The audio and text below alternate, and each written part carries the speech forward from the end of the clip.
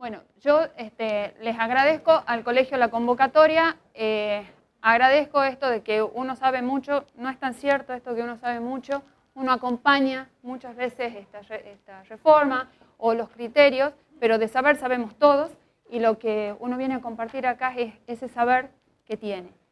Así que muchas gracias al colegio por la convocatoria, por el voto de confianza y a ustedes realmente por volver y querer escuchar lo que me toca a mí, que son las uniones convivenciales, al solo efecto, digamos, de optimizar el tiempo. Esta charla estaba dividida también en este núcleo duro y explicar que en las relaciones de pareja, sea con régimen matrimonial o bajo el régimen de la unión convivencial, había un núcleo duro, un piso mínimo de derechos que tienen todas las familias. Y hablando de esto, es por qué la mirada de este código y por qué la inclusión, doctor, dejo todos los power, ¿no? Así que si vos querés, bueno, que no saqué otro, perdón. Disculpe. ¿Por qué repensar? Sí, de hecho ya está, pero para que no estén sí, optimizando también tiempo y cosas. Bueno, entonces, ¿por qué repensar en la inclusión de este tipo de familias o de este tipo de parejas en un código civil que originariamente no lo había contemplado? A modo de repaso, nosotros teníamos el código de Vélez-Sarsfield, que la única institución posible... La única institución posible o la única base que teníamos para la conformación de la familia, ¿cuál era? El matrimonio. Era la única institución. Esto de concubinos, uniones no matrimoniales, demás, era algo peyorativo, era algo de segunda, no tenía una regulación específica. De hecho, la realidad ha ido mostrando otras formas de vivir en familia y es que nosotros llegamos al 2014 con un valor jurídico a estas nuevas formas familiares y el legislador las incorpora como una cierta demanda de la doctrina, de la jurisprudencia y también de la sociedad, de que de estas formas de familia sean reguladas de alguna manera para que tengan consecuencias jurídicas. Entonces, de cuál es la respuesta, de por qué repensar en estos temas, es esta posición abstencionista del Código Civil. Recuerden ustedes que tenían la influencia de Bonaparte y decía que si los concubinos ignoran la ley debe ignorar a los concubinos. ¿Por qué esta incorporación? ¿Por qué este reconocimiento a partir de los tratados internacionales y el artículo 14 de la Constitución que tenía una protección específica para la familia? No decía la familia matrimonial, decía la familia. Considerar a una familia bajo un régimen de concubinato, como se les decía antes, o que no estuviese bajo un régimen legal, ¿era vivir sin familia? Yo siempre pongo el mismo ejemplo. Ir manejando un auto. Yo, Mariana Rey, manejo un auto. A la par, Alejandro Armanini, mi pareja. Accidente. Muere, Dios mío, Alejandro. Terrible. Muere, no, demos otro. Muere él. ¿Hay menos dolor o más dolor porque tenga un vínculo jurídico con él? Entonces, la ley, en el viejo código, no admitía la legitimación para ese daño moral porque no tenía un vínculo jurídico, ¿sí? La jurisprudencia ha ido avanzando y, según el juez que nos tocaba, el librito que estudiaba, doctrina que compartía o no, mayoritaria o minoritaria, podía conceder la legitimación en algunos casos, algunos planteos de esta naturaleza. Pero lo cierto es que casos como este se han ido planteando en el transcurso de estos 150 años, desde el Código de Vélez hasta la sanción o los proyectos que teníamos, anteproyectos que teníamos al Código Civil y Comercial Común, y estos reclamos desde lo real, desde la realidad de la Argentina, desde las formas de familias diferentes, ha hecho que esto se vea reflejado en este Código Civil. Y la arquitectura de las relaciones familiares no es tan solo el matrimonio y como una familia de primera categoría y la unión convivencial como de segunda categoría. En realidad son todas las formas familiares. matrimoniales, convivencia, familias unipersonales, familias ensambladas. Aquí entramos todos. Los principios básicos: igualdad, libertad y solidaridad. Ese es el equilibrio que ha logrado el legislador del 2014 como consecuencia de la incorporación de los tratados internacionales en la reforma del 94. Esto, una aproximación, el pluralismo social. La realidad innegable: el censo del 2010 indicaba que el 58,3% de los hogares en la Argentina lo constituían las formas en uniones convivenciales o uniones no matrimoniales, o matrimonios de hecho, como quieran llamar. Esto implicaba que la mitad de la población estaba sin reglas jurídicas para aplicar al momento de la disolución, el cese de esas convivencias, o bien durante la convivencia con algunas otras alternativas en la vida que le pasaba, accidentes u otras cuestiones. Entonces, por respeto a los principios de intimidad, privacidad, autonomía y la voluntad, es que se los incorpora. Algún estudio de la UBA en especial decía que en principio se creía que las uniones convivenciales o concubinato, como se lo llamaba antes, se formaban como consecuencia de algún impedimento, y siempre se lo aparejaba al parentesco, de las personas que elegían vivir así, ¿no? Este era como un fantasma que había o un mito que existía. Cuando se hace un sondeo, un estudio de campo, y por qué había familias que se constituían en estas otras formas, surge que la mayoría era por no ingresar a un régimen patrimonial del matrimonio porque era único, legal y forzoso. Muy probablemente eran segundas uniones, o bien porque había parejas que se iniciaban de esta manera para saber si podían convivir o no y si elegían celebrarlo al matrimonio. Entonces queda despejado todo esto de que era por algún parentesco o alguna cuestión de clandestinidad y todo este fantasma. Entonces, este derecho a vivir en familia, que es derecho humano, como lo ha dicho la doctora, pone el énfasis en la persona y no en la familia. En el derecho a vivir en familia y no el derecho de la familia. ¿Se entiende? Para ir adelantando, así no me quedo sola hablando dentro de un ratito, aquí en este nuevo código entramos todos, ¿no? Entramos las familias ensambladas, las familias homoparentales o homoafectivas. Entramos todos. Muy bien. ¿Cuáles son los principios cardinales? En las uniones convivenciales, la autonomía personal y el derecho a no casarse. Pero el derecho a no casarse no quiere decir no vivir en familia y no tener una autodeterminación, incluso desde lo patrimonial. A la no discriminación del estado de familia y a la solidaridad familiar y al resguardo de un piso mínimo de derecho, que es lo que se refería la doctora Sain. Dos requisitos en la unión convivencial: la convivencia o la cohabitación y el proyecto de vida en común. Esto de la cohabitación tiene que distinguirse de otras formas de cohabitar en pareja, como por ejemplo parientes o quienes han estudiado, han tenido oportunidad de conocer gente que ha compartido departamentos. Eso no los convierte en convivientes o uniones convivenciales. Cohabitan, sí. Comparten, sí. El mismo espacio, sí. Pero no son uniones convivenciales, porque le falta el otro requisito, que es el proyecto de vida en común. Este proyecto autorreferencial, este proyecto de querer compartir toda una vida, todos los valores, y de querer formar una pareja con un proyecto con otro. ¿Cuáles son los rasgos característicos?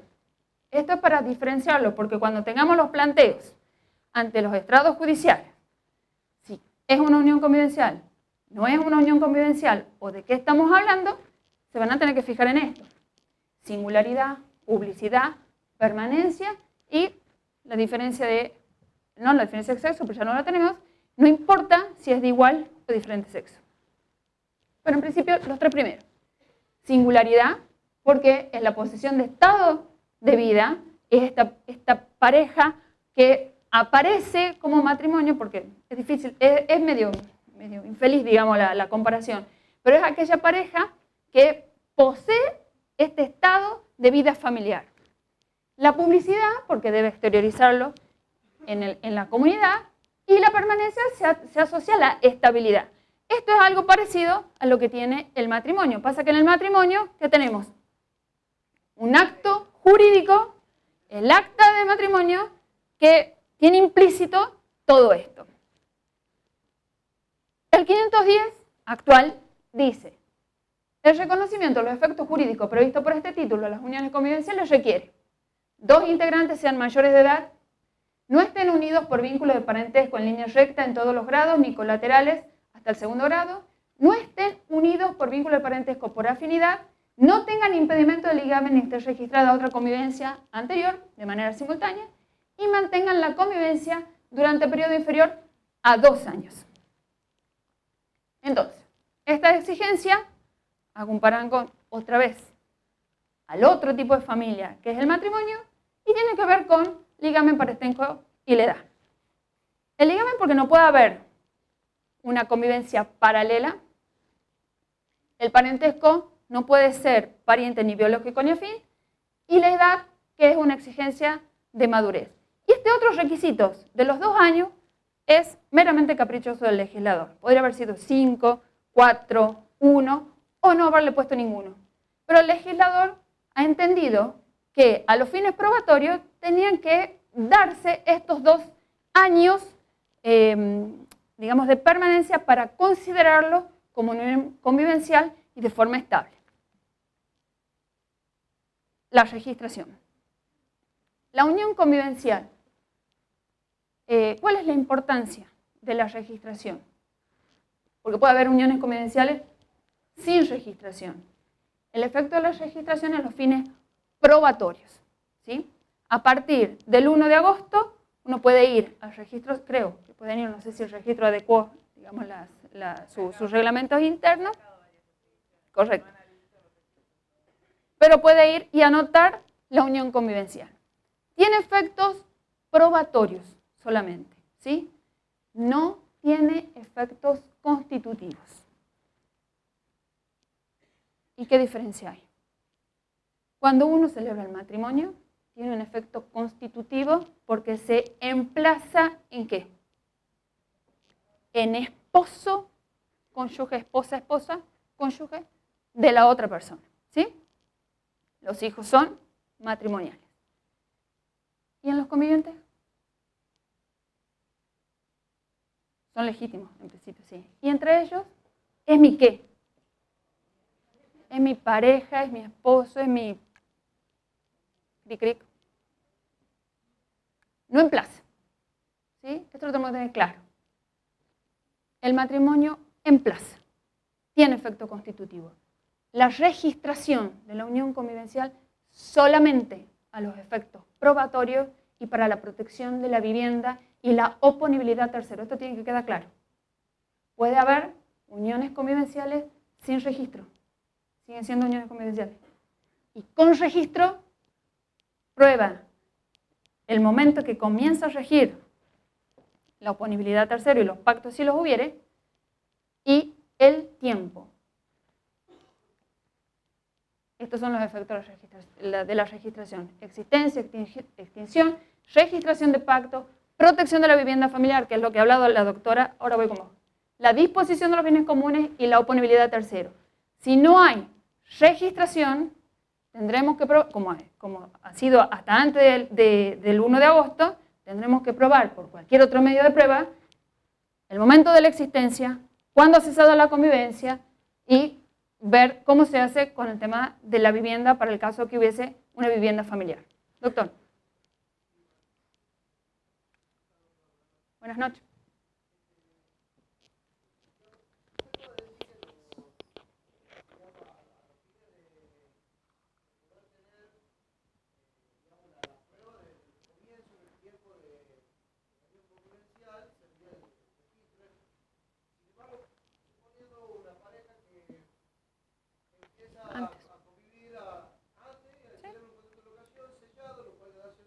Correcto. Por supuesto. No. No es oponible a tercero. La prueba para la existencia de esta unión convivencial sí te sirve ese contrato. Es una prueba. Te serviría también los testigos como prueba, porque son válidos todos. Ahora, para la oponibilidad a tercero y la protección de la vivienda, tiene que estar registrada. Si no hay registro, este núcleo duro de la protección de la vivienda no corre. ¿Sí?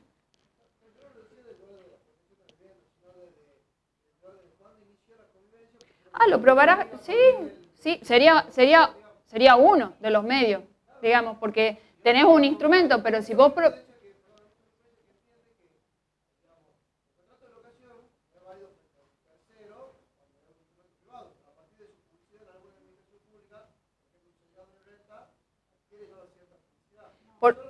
A ver,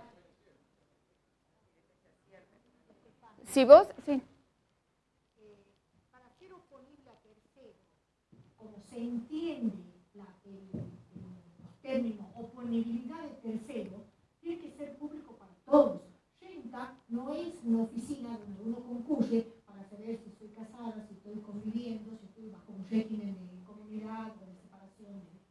El sellado de la celebración de un contrato de locación será prueba a hacer valer cuando uno quiera acreditar la convivencia, que como es una situación de hecho, se admite cualquier medio de prueba, pero no es oponible.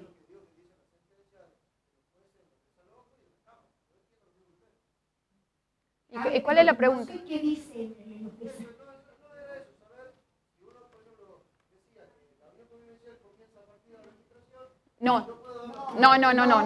No comienza a partir de la registración.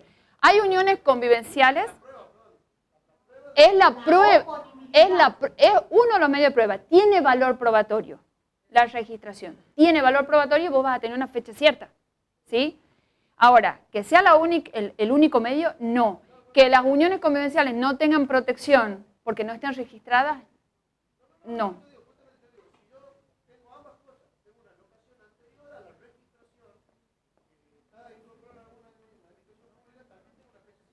Correcto, sí. Perfecto. Está bien. Doctor, por ahí había otra pregunta. ¿No?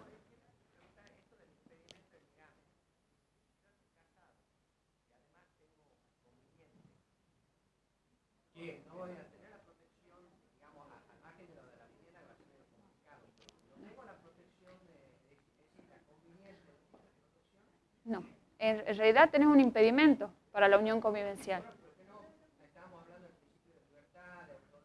Bueno, pero a ver, este principio, no, para. No, este principio de la autonomía de la voluntad, este principio de la autonomía de la libertad y de poder pactarlo como quiera y autorregularme y poder elegir qué forma de familia quiero conformar, está bueno, pero tiene, como ha dicho la doctora, tiene límites, ¿sí? Ese equilibrio entre la autonomía de la voluntad y el orden público sigue estando, doctor. No es que ha desaparecido, no. ¿Podés tener en los hechos esta situación? Sí. ¿Podés tener estas protecciones? No, porque tenés un impedimento en la ley, ¿sí? Y esto sí se apareja o tiene los mismos requisitos que el matrimonio, aunque la unión convivencial y el matrimonio no son las mismas instituciones, ni es mejor ni es peor. Sí. No. Bueno, lo podés hacer. Hay bígamos, sí, pero, a ver, sí podés, pero a los fines, está bien, doctor. No. Sí, ¿puede darse en la realidad? Sí. Al momento de tener que hacer los reclamos, ¿prospera? No. Y tendrás que autorregular tu vida. Tendrás que saber. No, pero no hay culpable. O sea, vos tenés que saber, o tendrás que... Para evitar que uno pueda ser... Basta con ser, digamos... Sí, a ver, lo que quiere el derecho es ponerle límite a las conductas, ¿sí? Y hay conductas que exceden. Y esto no es permitido, porque nosotros acá en la Argentina no tenemos la poligamia. Sí.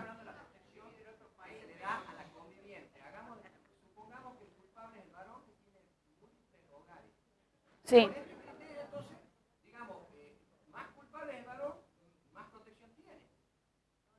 No sé si tiene más culpa el varón, más protección. El tema es... Sí. No, es así. Hola. Doctor, entonces, en el caso que usted dice, por ejemplo, doctores, Así es.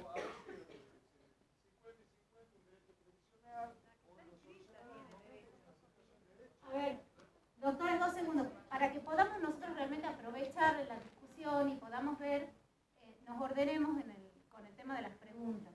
Acá no sé si el doctor quiere contestar la pregunta o si nos podemos ir abriendo. Esta pregunta, doctor, ya está contestada, por ejemplo, en el ANSES. En el caso de que hay una mujer casada, que has separado, de hecho estás casado todavía, sería. Y has empezado a convivir con otra persona, te morís. ¿La pensión a quién se la da el ANSES? ¿Los que hacen previsional? Sí, concurre. Entonces concurren las previstas. O sea, el sistema, no, es que lo que me estás diciendo, Doc, es que pierden derecho las convivientes. La ley protege a las partes. Y en el caso en que vos lo planteas como una estafa, vendría a ser al sistema. Lo estás planteando como una estafa al sistema, también tendrías como formas en que el Estado te conmine a vos a resolver. Si hay, por ejemplo, si sos padre y no cumplís con tu cuota alimentaria, podés ir preso. Si hay, o sea, tenés resoluciones. No, estamos hablando de todo el sistema de protección de los Sí, bienes y todo lo demás que existe para eso. Ahora protege más. Correcto, Te protege sí. a los convivientes. En ese caso, en ningún caso. Si tenés registro, la protección de la vivienda, perdón. La protección de la vivienda, a ver, para que nos ordenemos en el discurso, la protección de la vivienda, Javier, perdón, para que nos ordenemos en el discurso. La protección de la vivienda es solo y únicamente para las convivencias registradas. Si no tenés como en el régimen de Vélez, no tenés. ¿Sí? Entonces, vos vas a saber, si vos tenés varias convivientes o varias situaciones irregulares, ¿qué vas a hacer? Lo que pasa es que también vas a tener que hacer jugar en ese caso uno de los límites que está en el código, que son los principios generales del derecho, más los límites especiales en las convivencias, que es estos pisos, este núcleo duro o piso mínimo que se le ha dado a todas las formas de vivir en familia, con unión matrimonial o bajo la unión convivencial, pero es lo que se ha referido la doctora a la protección de la vivienda, la contribución, la solidaridad por deuda. Entonces, acá hay una redefinición de las... Sí, te escucho. Eso es, ahora sí, y el cese es unilateral. El pedido, la registración es dual, y el cese puede ser unilateralmente. Muy bien, entonces, el Código Civil y Comercial que ha hecho una redefinición de lo que es la solidaridad familiar y lo pone como la responsabilidad con el otro. Y esta responsabilidad, ¿dónde se demuestra? En la contribución y en la colaboración, que tanto en el matrimonio como en la unión convivencial es exigible. ¿Cuáles son las relaciones patrimoniales? Y aquí venía este equilibrio entre la autonomía de la voluntad y la independencia, que no es absoluta, y el orden público y este carácter asociativo que tiene tanto en el matrimonio como en la unión convivencial. Ocurre que en el matrimonio yo tengo un menú a la carta con dos regímenes, el de la comunidad o el régimen de separación. En las uniones convivenciales existen los pactos y se pueden autorregular cómo va a ser la vida y los intereses patrimoniales de esa pareja durante la convivencia y para el cese de la convivencia. Pero todo tiene un límite, ¿sí? Entonces, esta tensión, la regla es el ejercicio de la autonomía. Y los límites son restricciones de orden general, restricciones de orden particular. De orden general son los principios del derecho. Orden público, buena fe, prohibición del abuso del derecho, prohibición de dañar al otro, protección a la persona menor de edad, protección a las personas con capacidad restringida. Esos son los principios que tienen que jugar cuando tengamos situaciones como la que plantea el doctor. ¿Y cuáles son las restricciones específicas? De los límites a la autonomía, que venía, digamos, a colación de la charla de hoy, pero que lo ha desarrollado muy bien la doctora Sain estos pisos mínimos o estos núcleos duros que se le da a cualquiera de las formas de vivir en familia, ¿sí? Entonces, expresan una idea de asociatividad y es común a cualquier proyecto de vida. ¿Es indisponible? Lo ha dicho la doctora. ¿Es indisponible para los miembros de la pareja? Sí. ¿Son normas fundamentales? Sí. ¿Por qué? En estos pactos, que los vamos a ver más adelante, este núcleo duro, en los pactos de convivencia pueden autorregular cualquier situación, pero lo que no pueden dejar de hacer es que estos 4 elementos no se incluyen. Esos 4 elementos es contribución al hogar, la protección de la vivienda, la solidaridad por deuda y la autorización judicial en el caso que se necesite el asentimiento conyugal, que también, el asentimiento del otro miembro de la pareja, que también está en la unión convivencial. Un poco para hacer la comparación, lo ha desarrollado muy bien la doctora en las cuestiones del matrimonio, en la convivencia, los miembros de la pareja, en las cuestiones personales, que antes en el matrimonio se hablaba de las relaciones personales o los efectos personales entre los miembros, entre los esposos, asistencia y alimento. Acá en la unión convivencial dice solamente asistencia, pero ya interpretado la doctrina y los mismos redactores del código, que aunque no se diga alimentos como cuestión, como una cuestión cuántica, se refiere también a lo que se debe pasar en este concepto. Sí. Sí. Sí, para el matrimonio. El deber moral de fidelidad hace al proyecto de vida común del matrimonio. No está contemplado No. en la unión convivencial. No. Y es un detalle que no es menor porque los efectos, los daños y perjuicios, los daños al proyecto de vida, en el matrimonio va a tener incidencia y en este no. Mira, hay una discusión muy fuerte de los autores del código con respecto al daño moral, ¿sí? Y que no tiene que ver como consecuencia de la infidelidad, porque no es un deber jurídico. Perdón. Ah, perdón. Entonces, si va al deber moral y lo has positivizado y lo has hecho parte del proyecto de vida, ese proyecto de vida que se ve frustrado como consecuencia podría generar un daño. Cosa que no ocurre en el caso de la unión convivencial. No. En la unión convivencial lo único que tiene es este núcleo duro y la posibilidad de autorregulación, ¿sí? Con estos digamos, no puede no estar contemplado, así dice, no puede no estar contemplado en los pactos. Puede haber otras cosas, incluso los efectos para el cese, ¿sí? ¿Sí? ¿Sí?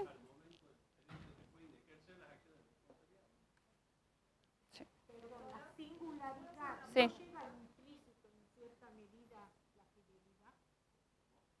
Entramos en un tema escabroso, la fidelidad.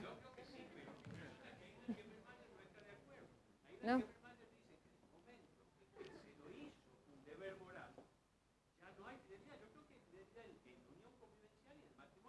Sí. A ver.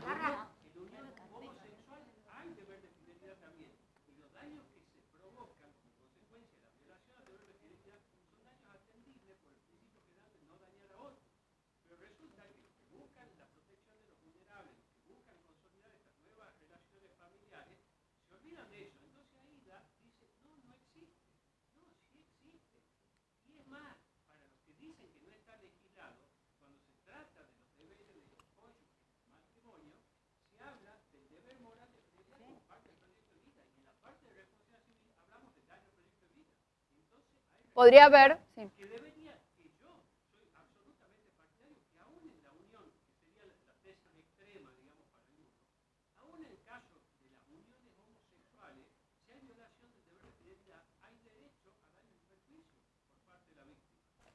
¿Por qué? Porque se producen desequilibrios emocionales, se producen desequilibrios que llegan hasta lo físico, la productividad y la incapacidad. O sea, más allá de lo que... Correcto, o sea, tendríamos que entrar, digamos, toda la tesis de daños y probarlas exactamente para... ¿Sí? Pero en principio eso. Ahora, si vos tenés una pareja que la fidelidad, no comparte estos criterios de fidelidad, depende de cada autoproyecto. ¿Sí?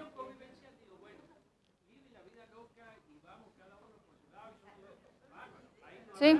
¿Por qué? Porque me demostrará que era lo que hemos pactado o de conducta inequívoca de las partes resultará eso. En el caso del matrimonio va a ser distinto. ¿Por qué? Porque el legislador lo ha incorporado dentro del proyecto de vida, aunque lo haya calificado de moral, al deber de fidelidad. Correcto, sí.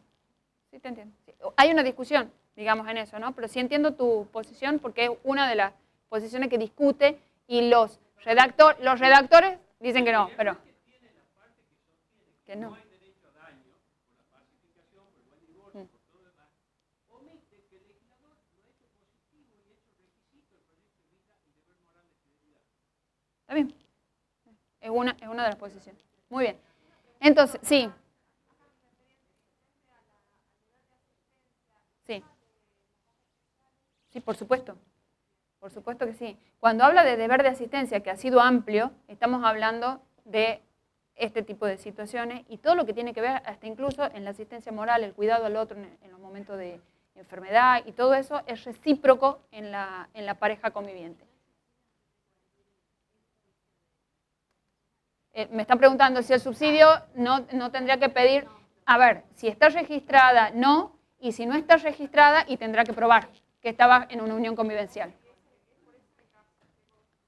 Pero tendrán que probar. Perdón. Entonces, el contenido de estos núcleos era la contribución a la carga del hogar, que lo ha explicado la doctora, la protección de la vivienda, que tiene un sistema tuitivo, lo vamos a hacer. El asentimiento, como lo ha explicado la doctora, es una declaración unilateral del no titular. No existe una codisposición. Recuerden que acá no hay régimen de comunidad de separación.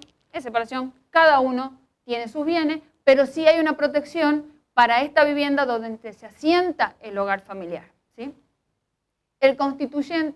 Constituye una condición jurídica de validez, pero es no formal, como ha dicho la doctora, es especial porque tiene que ser en cada momento, para qué se lo quiere dar, rige las mismas pautas que el matrimonio. Y la autorización judicial, también lo ha explicado ella, no nos vamos a detener, es una venia supletoria y una herramienta jurídica también para impedir situaciones injustas de indisposición de un inmueble o de un bien cuando ese miembro de la pareja tenga otro bien donde pueda asentar la familia, se puede disponer. Responsabilidad solidaria también ha dicho la doctora, y el principio rector, tenemos un principio en cuanto a las responsabilidades, igual que para el matrimonio tenemos un principio de excepciones. El principio es la responsabilidad solidaria. Las dos excepciones son contribución al hogar, sostenimiento de los hijos en común. Todas las obligaciones son salvo esta, todas las obligaciones son en particular y responde cada uno con su patrimonio. Una doble protección para el acreedor, aquí había gente de los bancos que estaban haciendo preguntas, una doble protección tanto para el acreedor como para los miembros de la pareja. Para el acreedor porque hay una seguridad en las deudas y para los miembros de la pareja, tanto en el matrimonio como en la unión confidencial porque tienen la responsabilidad de pago por las deudas contraídas. Entonces, ¿cuáles son las normas?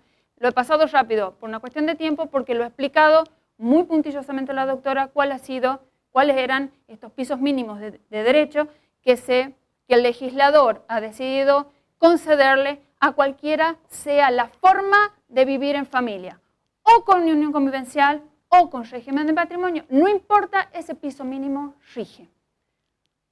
¿Cuáles son las normas específicas de la convivencia? Y aquí sí viene la autonomía de la voluntad y esta cultura del pacto. A los que son abogados en ejercicio van a tener que asesorar que todo tiene que estar preferentemente escrito. ¿Por qué? Porque estos pactos constituyen el estatuto interno de regulación de las relaciones económicas, los intereses económicos con lo que se constituye esa familia.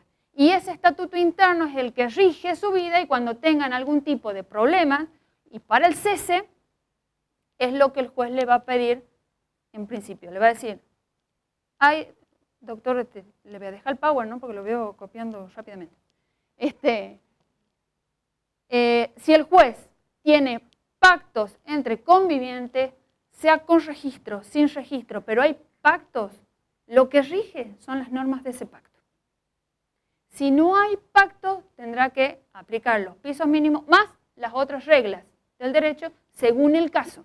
Y acá si volvemos a retomar esto del protagonismo del juez, el juez en este código, el juez de familia, tiene un rol protagónico, porque cada caso se resuelve según la situación y particularidad de la vida de esa pareja y del proyecto de vida que hayan encarado. Entonces, podemos tener uniones convivenciales sin registro y con registro. Las que están sin registro, a su vez pueden tener pactos, que como no están registradas, no van a poder registrar el pacto. Entonces, esos pactos tienen efectos entre ellos, pero no tienen efecto ante terceros y son inoponibles porque no están registrados. Y las uniones convivenciales registradas pueden tener pactos registrados, pueden tener pactos sin registro o pueden estar registradas y no tener pacto. ¿Qué dice de los pactos? El artículo 514, lo he adelantado hace un ratito, puede, entre otras cosas, puede regular lo que quiera. Lo que no puede dejar regular o no puede dejar de prever son estas cosas: contribución al hogar, la atribución del hogar común en caso de ruptura y la división de los bienes obtenidos por el esfuerzo en común en caso de ruptura. Obtención de los bienes en común. Y acá nos rige la comunidad. ¿Sí? Tendríamos otra figura, que hablábamos hace un rato, tendríamos otra figura que no es la comunidad. ¿Sí? Podría ser la del condominio. O podría estar bajo titularidad de uno de ellos y tendría que probar si hubo o no hubo aportes del otro miembro de la pareja para poder tener algún tipo de liquidación o de declaración de cómo es la situación dominial de ese bien. Perdón. Sí, claro. La sociedad de hecho, ¿cómo se llama? La comunidad de intereses, vaya a saber, doctor, las otras figuras que tenemos y que siguen rigiendo en el Código Civil. Sí, comor. No. A ver, no ha dado la mejor solución. Ha dado un puntapié inicial, que para mí está bárbaro, ¿sí? Podría haber previsto también acá la vocación hereditaria, pero no, en el proyecto estaba, lo sacaron.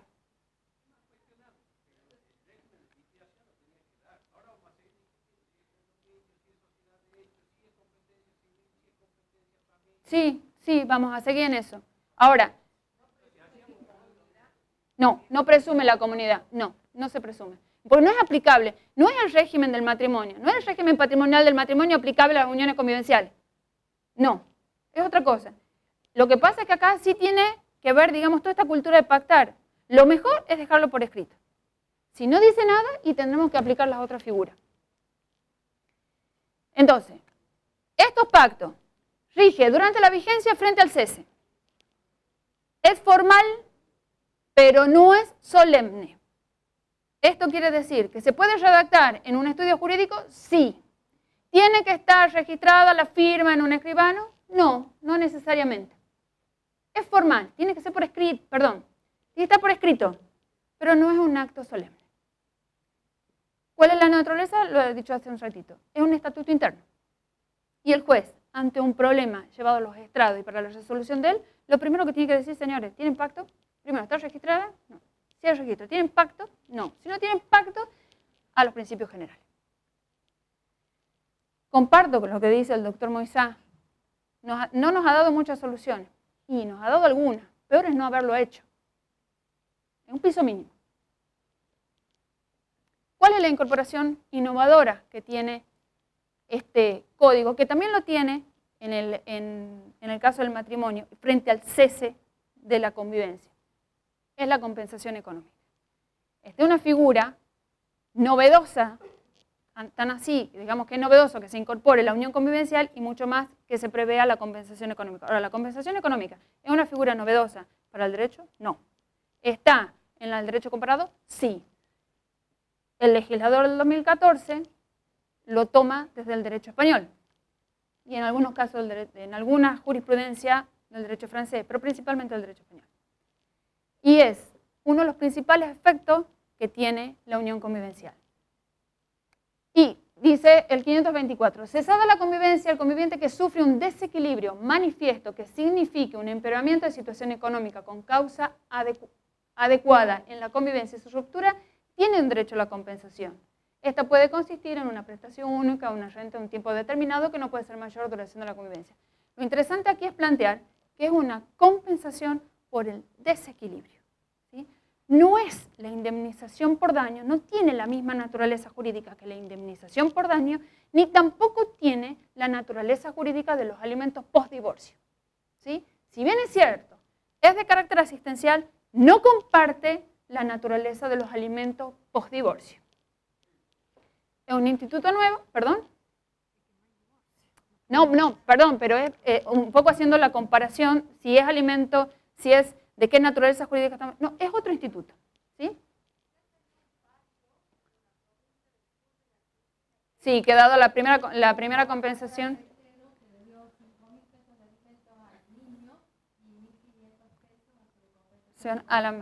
En realidad, correcto, en realidad no es el primer fallo en la compensación económica, el primer fallo con este código, exactamente, pero la doctora Medina, cuando ella era camarista en San Isidro, ella utilizó mucho esta figura ante las rupturas de uniones convivenciales y no tenía otra figura, digamos, análoga que aplicar para situaciones patrimoniales que emergen, digamos, de esta ruptura, y ella ya venía hablando de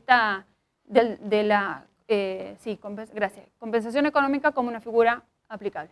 Entonces, tanto para el vínculo matrimonial como para la unión de convivencia, y es por la ruptura. No es anterior, por culpa, sin culpa, no. Es como consecuencia de la ruptura, esa ruptura tiene que generar un desequilibrio que genere esta compensación económica, ¿sí? Las pautas los establece, que es largo, el 525, pero más o menos el estado patrimonial que cada uno tenía cuando ingresó al matrimonio, a la unión convivencial, si está o no al cuidado de los hijos, si tiene o no la atribución de la vivienda, si puede o no insertarse en el mercado laboral y otras cosas. Son pautas enumerativas, no son taxativas. El juez puede usar una, todas, muchas, otras. Si caduca a los 6 meses, dice ahí, esto es importante, porque no lo puedo pedir en cualquier momento, al igual que el matrimonio, caduca a los 6 meses de haberse producido cualquiera de las causas de finalización de la convivencia, que están enumeradas en el 523, que lo vemos ahora. Esto podría ser, por ejemplo, en estos ejemplos mediáticos, ¿sí?, de las artistas con los señores futbolistas, ¿no?, que acompañan las carreras futbolísticas, pero más allá de ser mediático, es una situación real.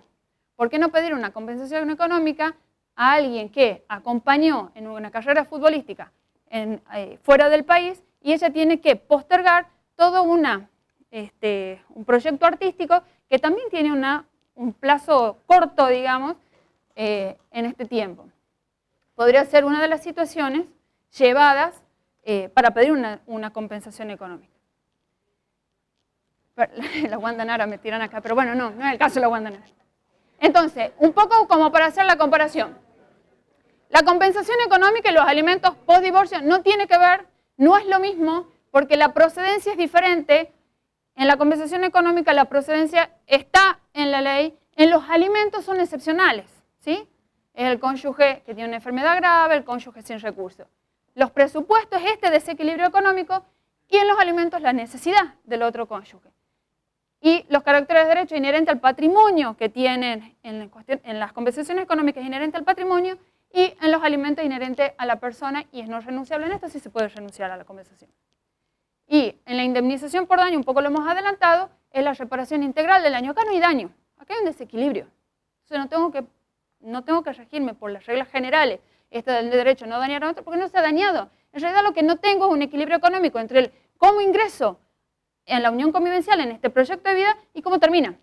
Si existe este desequilibrio, se prueba este desequilibrio, tengo derecho a pedir la compensación económica. 6 meses. Y esto va a ser importante, tanto en los divorcios como en las uniones convivenciales, porque este plazo de 6 meses, a mi juicio, es muy corto, pasa muy rápido, y vencido este plazo, se produce la caducidad de este derecho. ¿Sí? Correcto, sí. Probablemente estés en proceso y se le pasen los 6 meses. Muy bien. Esto de la atribución de la vivienda también es una innovación. Porque así como hay atribución de la vivienda en el matrimonio, en las uniones convivenciales sí se concede este derecho a la atribución de la vivienda, porque recuerden que en el Código de Vélez este derecho no estaba para la convivente. Me refiero a la relación de pareja. No estaba para la conviviente. Cuando había atribución de vivienda, se usaba otra figura análoga para los menores, niños, niños y adolescentes, ¿sí? Si había un hogar compuesto entre un adulto, niño, niña y adolescente, se podía atribuir. Pero en realidad era un sistema intuitivo a los niños, no a la pareja. Ahora sí, está puntualmente establecido en el 526, dice, quien está al cuidado de los niños en la extrema necesidad pueden atribuirle la vivienda. También tiene plazo esto de los 2 años. Tiene que ver con el plazo que se le exigía a la unión convivencial como un requisito, y puede haber una renta compensatoria pedido de parte, que era el artículo, el ex 211 del Código Civil, que vos lo traías a colación. Sí puede pedir. El cese de la atribución de la vivienda también. O sea, ¿es in eternum? No. El derecho a la atribución de la vivienda es el plazo que lo fija el juez por cambio de las circunstancias que hayan dado, digamos, este derecho a la atribución y por las mismas causas de indignidad previstas en materia sucesoria. La muerte del conviviente. Otro tema que no estaba, o según el juez, según el criterio, según la doctrina que se compartía, se podía o no atribuir la vivienda o tener un derecho a permanecer en esa vivienda para el caso del conviviente supérstite. Porque este derecho estaba solamente a favor de ¿quién? 35-75 era antes, doctora, ¿no? 76. Bueno. Entonces era solamente para el cónyuge supérstite, ¿sí? En este caso se equipara a ese cónyuge por esto de el proyecto de vida, este esfuerzo común, este principio de solidaridad, y el legislador del 2014 lo incorpora como este derecho real de habitación a favor del conviviente y vuelve a poner este plazo máximo de 2 años. Y aquí porque traigo más dudas que certeza, en otra parte de las modificaciones, acá el doctor Benjamín Moisa sabrá ilustrarnos mejor que yo, en el derecho de superficie, ¿sí? Es así, doctor, ¿no? Está incorporado el derecho de superficie, que es esta posibilidad como de desdoblar el dominio, y el dominio sigue en titularidad, digamos, de una de las partes, pero esa parte puede ceder o establecer derecho de superficie a favor de otro sobre el mismo dominio, pero es la superficie, no el dominio. Así es, ¿verdad? Muy bien. ¿Qué ocurriría? Pregunto, ¿no? Y tiro para el debate.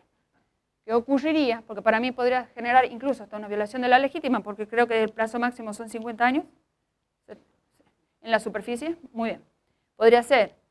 Podría violar la legítima, y si yo pongo en el pacto de conviviente como efecto del cese un derecho de superficie, supera estos 2 años para la atribución de la vivienda, o podría estar superando los dos años en caso de muerte de quien ha dado este derecho de superficie. ¿Así es, doctor? Digo, esto puede plantearse porque como no está todo claro, ¿sí? Y no está todo regulado, lo que ha intentado el legislador, ya estoy como Benjamín, lo que ha intentado el legislador es tener protecciones mínimas. Ahora, ¿todo va a ser con esta letra? Yo creo que no. La realidad va a exceder. Va a exceder. Y el código, así como ha dicho la doctora, por ahí ha tenido normas sueltas, hay algunas incoherencias, podríamos encontrar en el transcurrir de este código y en las situaciones que se vayan planteando alguna situación no contemplada y que podría generar incoherencias normativas. ¿Sí? Bueno, y las uniones convivenciales no registradas, ¿qué es lo que tenemos, lo que hemos tenido hasta el 1 de agosto, si se quiere? Pueden probarse por cualquier medio. Puede haber pactos entre los integrantes de esa pareja, pero no tienen efectos entre ellos, pero no tienen efecto, no son exponibles a terceros. Entonces, las conclusiones. ¿Cuál es la mirada? Volviendo a esto, ¿cuál es la mirada que ha tenido el legislador para incorporar estas otras formas de familia? Y bueno, un valor jurídico, le da un valor jurídico a esta otra forma de familia, que mal, bien, poco, mucho, nos guste, no nos guste, Dios quiera no volvamos atrás. En definitiva, la unión convivencial ¿Tiene un valor jurídico esta otra forma de familia? Sí. ¿Tiene un reconocimiento de los efectos de la ley? Sí, porque antes, que no lo hemos dicho acá, porque se nos iba a extender el tiempo, veníamos mechando de otra legislación como la previsional, como el contrato de locación, como la ablación de órganos, como el 248 del LST, y veníamos echando mano. Ahora, no teníamos un plexo organizado, no sé si integral, porque no sé si puede llamarse esto total integral, porque hay cosas que están faltando, pero sí creo que un muy buen inicio. Es una tutela legal efectiva, respeta los principios de solidaridad y responsabilidad con esta, digamos, con límite a esta autonomía o a esta libertad insospechada, es un piso mínimo de derechos y una autorregulación durante la vigencia y normas para el CS. Acá los que ejercen, digamos, tendrán que saber asesorar de ahora en más a aquellas personas que eligen vivir de esta forma, que es preferible tener algún pacto o algún papel, como dicen muchos, algún papel escrito para saber cómo se van a regular, si no, nos va a ser muy difícil distinguir o llevar los pleitos adelante, porque las figuras pueden ser múltiples. Bueno, hasta aquí nomás, yo les agradezco que hayan querido estar. Y para terminar, como dice Mahatma Gandhi, nuestras recompensas se encuentran en el esfuerzo y no en el resultado, un esfuerzo total, una victoria completa. Así que el esfuerzo de usted, doctor, en la casa.